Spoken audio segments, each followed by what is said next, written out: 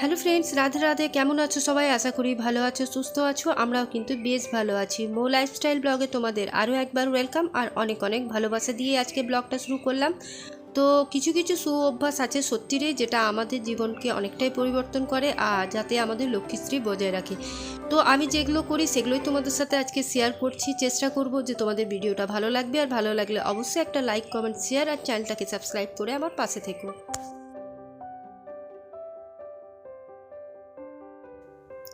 তো সকাল আমি চেষ্টা করি খুব সকাল সকাল উঠতে, নয়তো 5:45 6টা বা তার বেশি হলে খুব জোর হলো 6:30টার মধ্যে কিন্তু আমি বিছানা ছেড়ে উঠে যাই।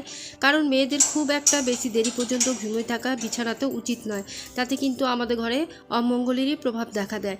তারপর আমি যেটা করি, যেটা আমাদের হলো সবারই ঠাকুর প্রণাম। তো সবার আগে ঠাকুরকে স্মরণ করে যার মনের কষ্ট দুঃখ যা থাকে সব কিছু ঠাকুরের পায়ে সমর্পণ করি, তারপর আমি দিনটা শুরু করি।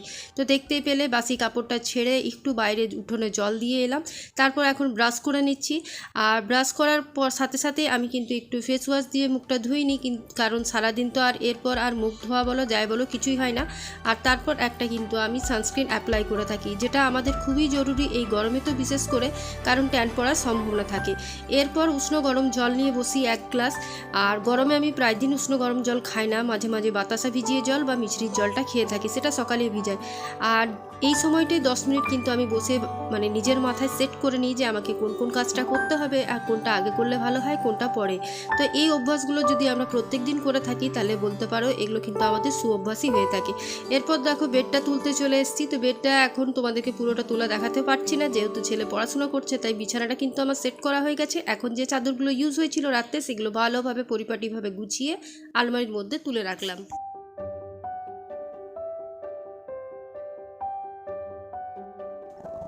এরপর সোজা চলে এসেছি আমি, দেখো আমার এই ছোট্ট বেডরুমটাতে। ছোট্ট বেডরুমটা তো মোটামুটি পরিষ্কারই থাকে। তো আজকে ভাবলাম এই ওয়ালটা অনেক দিন ধরেই পরিষ্কার করা হচ্ছে না, তো তাই আজকে ভাবলাম পর্দাগুলো একটু, যে জায়গাগুলো ফাঁকা ফাঁকা থাকে সেগুলো একটু ঝেড়ে নিই। আর এই যে ওয়াল হ্যাঙ্গিংগুলো আছে তো সেগুলো একটু মুছে নিই। একটু দেখলাম ধুলো ঝুল পড়েছে, তো তার জন্য এগুলো আমি কিন্তু ভালোভাবে পরিষ্কার করে নিচ্ছি। কিছু কিছু জিনিস আছে যেগুলো প্রতিদিন আমরা পরিষ্কার করতে পারি না, কিন্তু আমরা যদি মনের মধ্যে আগের থেকে সেট করে রাখি যে কালকে এই জিনিসটা করব, বা ঘুম থেকে উঠে যদি ভাবি 10 মিনিট হাতে সময় নিয়ে যে এদিক থেকে কাজটা শুরু করি, তাহলে কিন্তু দেখবে এটা কিন্তু অভ্যাসে আমাদের পরিণত হয়। আমরা কিন্তু সেগুলো ঝটপট করে নিতে পারি। আর প্রত্যেক দিনের মতন যে যে ফার্নিচারগুলো আমাদের থাকে আমরা অবশ্যই কিন্তু পরিষ্কার করে নেব। আমরা যদি ভাবি যে 2 দিন পর 4 দিন পর পর একটা ফার্নিচার পরিষ্কার করব, তাহলে কিন্তু আমাদেরই কাজের চাপটা বেড়ে যাবে, আর তাতে কিন্তু ডিপ ক্লিন করার দরকার পড়ে। আর যদি একটু একটু করে যদি আমরা প্রতিদিন একটু করে প্রত্যেকটা ফার্নিচার হালকা হাতে একটা শুকনো কাপড় দিয়ে মুছে নিই, তাহলে কিন্তু আমাদের কোনো রকম চাপ থাকে না মাথায়। তো সেই জন্যই বলবো যে এটা কিন্তু আমাদের একটা অভ্যাসের পরিণত করতে হবে, যে আমাদেরকে ঘুম থেকে উঠে আমরা মাইন্ডে সেট করে নেব কোন কাজটা কখন করবো, স্টেপ বাই স্টেপ করে যাও। এরপর কিছু ঠাকুরের জন্য ফুল তুলতে আমি দেখো চলে এসেছি। আর এখন সময় বাজে ওই 7টা মতন। তো ঠাকুরের ফুলটা তুলে নিয়ে যেয়ে তারপর আমি কিন্তু বাসি ঘরটা ভালোভাবে ঝাড় দেবো।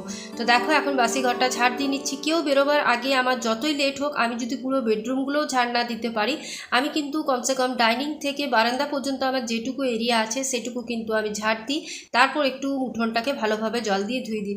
এতে আমার মনের মধ্যে একটা শান্তি থাকে যে যাক, আমি বাসি ঘরে কাউকে বের করিনি। আমি ঘর রাত্রে বলে বা মাদের দিদাদের বলতে শুনেছি যে অনেক রকম জিনিস রাত্রেবেলায় চড়ে বেড়ায়, তার জন্যই বাসি ঘরটাকে বা বাসি দুয়ারটাকে ধুয়ে দেওয়া ভালো।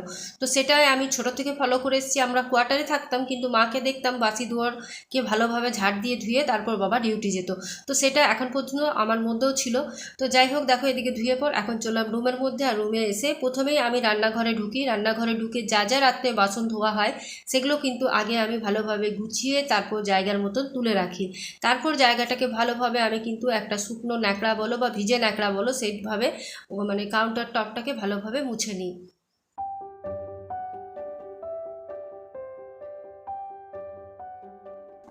যদি বলো এই শুভ অভ্যেসগুলো আমারও প্রথম থেকে আছে নয়, কিছু কিছু অভ্যেস হয়তো আছে যেগুলো মাকে দেখে এসেছি, আর কিছু কিছু অভ্যেস কিন্তু আমি অনেকটা দেখেও শিখেছি। অনেক লোককে দেখে, অনেক মানুষকে দেখে তারপর কিন্তু আমি শিখেছি। প্রত্যেকটা জিনিস যে আমরা শিখেই বড় হয়েছি তা নয়। অনেকটা কম বয়সে বিয়ে হওয়ার ফলে আমি কিন্তু সব কিছু সংসার করার পরেই বেশিরভাগ জিনিসটা শিখেছি। আর এরপর দেখো ছেলে পড়তে বসেছে, তো তাই ওকে 1 গ্লাস ছাতু শরবতটা দিয়ে দিলাম, আর আমিও কিন্তু ছাতু শরবতে 1 গ্লাস এই সময়টা খেয়ে নিই। এরপর ঘরে যা যা তোমার ডাস্টিংয়ের কাজ সেটা তো বললাম বললামই তোমাদের যে দিদি আসার আগে আমাকে ডাস্টিংটা কমপ্লিট করতে হয়, তাছাড়া কিন্তু আমার অসুবিধে হয়। কারণ মানে ঘর ঝাড় দেওয়া মোছার পর যদি আমি ডাস্টিং করি তাহলে কিন্তু আবার আমার ঘরগুলো নোংরা হয়ে যাওয়ার সম্ভাবনা থাকে। তো তাই আর একবার ঝাড় দেওয়াতে তো পরিষ্কার হয় না, সারাদিনে আমরা কিন্তু 2-3 বার ঝাড় দিয়ে দিই। আর কাজের দিদিরা যতই বলো একবার মুছে দিয়ে তারপর কিন্তু আর পরিষ্কার করতে দ্বিতীয়বার আসবে না। আর আমাদের এদিকে বেশিরভাগ কাজের দিদিরাই একবারই কাজ করে যায়, দ্বিতীয়বার আর বিকেলবেলায় আসে না। তো এদিকে দেখো মোটামুটি ডাস্টিংগুলো আমার কমপ্লিট হয়ে গেল। আর এরপর ওষুধের বাস্কগুলো আজকে আমি চেঞ্জ করে দিচ্ছি। এই বড় ঝুড়িটাতে আমি ওষুধের মানে জিনিসগুলো রাখছি, আর ডাইনিং টেবিলটাকে আমি পুরোটাই ফাঁকা করার চেষ্টা করব। কারণ কতগুলো জিনিস আছে এখানে হাবজি কুবজি, যেগুলো তোমার জড়ো হয়ে দেখতেও ডাইনিংটা বাজে লাগছে।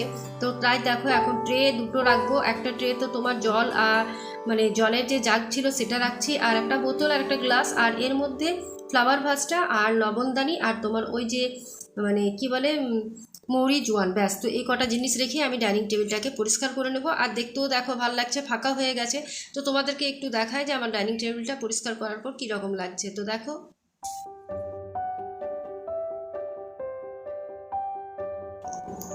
যদি তুমি তোমার সংসারকে ভালোবাসো তাহলে কিন্তু কাজ করতে কিছুতেই ভয় পাবে না, আর অভ্যেসগুলোও কিন্তু তোমার মধ্যে অটোমেটিকলি চলে আসবে। তো সংসারকে যে ভালোবাসে তার কিন্তু সংসারকে গুছিয়ে রাখতেও বেশ ভালো লাগে, তাই না? ঘরের মানুষজন বলো, সংসারের মানুষজন বলো, যাকে যেমনভাবে ভালো রাখা যায় তাকে কিন্তু তেমনিভাবে আমরা ভালো রাখার চেষ্টা করি, যেহেতু সংসারকে ভালোবাসি। তো যাই হোক, এদিকে দেখো এরপর সব কিছু কাজ করার পর আমার কিন্তু প্রতিদিনের শিডিউল হচ্ছে যে এই যে তোমার জলখাবার বানানো। এর আগে কিন্তু অফ ক্যামেরায় আমি 7:30 নাগাদ তোমাদের দাদাভাইয়ের জন্য জলখাবার বানিয়ে মানে অফিসে টিফিন বানিয়ে তারপর আমি কিন্তু অফিস পাঠিয়ে দিয়েছিলাম। সেটা আর তোমাদেরকে দেখানো হয়নি, সেটা অফ ক্যামেরাতে আমি বেশিরভাগ দিন করে থাকি, আর সেটা করতেও পারি না যেহেতু সেই সময়টা আমার একটু তাড়া থাকে। তো তারপর এদিকে ছেলের জন্য একটু শুকনো পেঁয়াজ দিয়ে তোমার একটু চাউমিন বানিয়ে দিলাম, আর আমি এদিকে কিন্তু ডালটা বসিয়ে দিচ্ছি। তো এদিকে আমাদের ব্রেকফাস্টটা রেডি হয়ে গেছে, মা আর ছেলে খেয়ে নেবো। আর এদিকে ততক্ষণ ডালটা হতে থাক। ডালটা হতে হতে আমার কিন্তু এদিকে যে আদার্স আরও কাজ থাকবে, এই সবজি কাটা বলো, আরও টুকটাক যে কাজগুলো থাকে সেগুলো কিন্তু আমি এর মধ্যে করে নিই। তো এখন সময় হচ্ছে তোমার ওই 9:30 মতন, আর এখন জলটা বসিয়ে তারপর আমি চলে এসেছি যে আজকে একটু মাথায় নিজেকেও কেয়ার করা আমাদের দরকার, তাই না? তো নিজেকে কেয়ারের মধ্যে তো আজকে আমি ভাবলাম একটু হেয়ার লোশনটা লাগানো যাক। তো আমি ক্যানগ্রো লোশনটা লাগিয়ে থাকি, যেহেতু আমার একটু সামনের জায়গাটা ফাঁকা হয়ে গেছে। তো এটাই আমি আজ বহু বছর ধরে ইউজ করে আসছি। মাঝখানে একটু বন্ধ করে দিয়েছিলাম যেহেতু তোমার আর সেরকম কিছুভাবে হেয়ার ফল হয়নি। তো আবার দেখছি এখন জানি না জলের জন্য হয়তো হচ্ছে। তো তাই দেখো এটা স্প্রে সিস্টেম, তুমি এরকমভাবে স্ক্যাল্পে পুরোটাতে নিয়ে যেখানে যেখানে তোমার ফাঁকা আছে সেরকমও নিতে পারো, আর যদি তোমার মনে হয় যে আমি গোটা মাথায় স্ক্যাল্পে নিব সেটাও নিতে পারো। তারপর 5 মিনিটের মতন এরকমভাবে তুমি একটু ম্যাসাজ করে নাও, আর তারপর এরই শ্যাম্পু আছে সেটা ইউজ করো, দেখবে তোমরা রেজাল্ট কিন্তু 1 থেকে 1.5 মাসের মধ্যেই পেয়ে যাবে। তো যাই হোক, এখন এদিকে কিন্তু অনেকক্ষণ পর তোমাদের সাথে দেখা হচ্ছে। খাবার দাবার আমার সব কমপ্লিট, আর এখন বাজে ওই দুপুর 12টার মতন। স্নান টান করে আমি ঠাকুর পুজোটা সেরে নিই। এখনকার জেনারেশন বলো বা এখনের যুগে বলো, তোমার সময়ের কিন্তু ভীষণ দাম, সময়কে একদমই অবহেলা করে চলে না। তো তার জন্যই আমি বলবো তোমরা তোমাদের মধ্যে কিছু কিছু অভ্যাস নিজেই পরিণত করো। যারা নতুন বিয়ে করেছো বা যারা নতুন সংসার করছো তাদের জন্যে সকালে ঘুম থেকে যে করেই হোক তোমরা ওঠা, 2 দিন ওঠো 3 দিন ওঠো, দেখবে মানে উঠতে উঠতে তোমার এমন অভ্যাস হয়ে যাবে যে তুমি সকালে উঠে সমস্ত কাজ ঝটপট করে নিতে পারছো।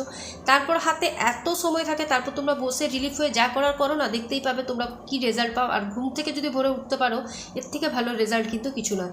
তো এদিকে দেখো এখন ছেলেকে খেতে দিয়ে দিচ্ছি, 1টা বাজে। তো আজকে একদম সব কিছু সম্পূর্ণ নিরামিষ করেছিলাম। তো দেখো ভাত বানিয়েছি, এদিকে গন্ধরাজ লেবু, পটল ভাজা, আলু ভাজা, আর মাখা আলু পোস্ত, আর এদিকে বানিয়েছিলাম বাঁধাকপি, আর তার সাথে গাছের আম তো আছে, আর মুগ ডাল দিয়ে কিন্তু গন্ধরাজ লেবু খেতে আমার ভীষণ ভালো লাগে। তো তার জন্য আজকে নিরামিষ পদগুলোই বানিয়েছিলাম। আর ভেবেছিলাম একটু তোমার পোস্তর বড়া করবো, তো যাই হোক সে আর সময় নেই বলে করিনি। তো যাই হোক, আজকের ব্লগটা যদি তোমাদের ভালো লেগে থাকে অবশ্যই আমার পাশে থেকো। ভালো থেকো, সুস্থ থেকো, সবাইকে সুস্থ রেখো, আর মুখে একটা সবসময় বড় স্মাইল রেখো। আজকের মতন এইটুকুই, টাটা।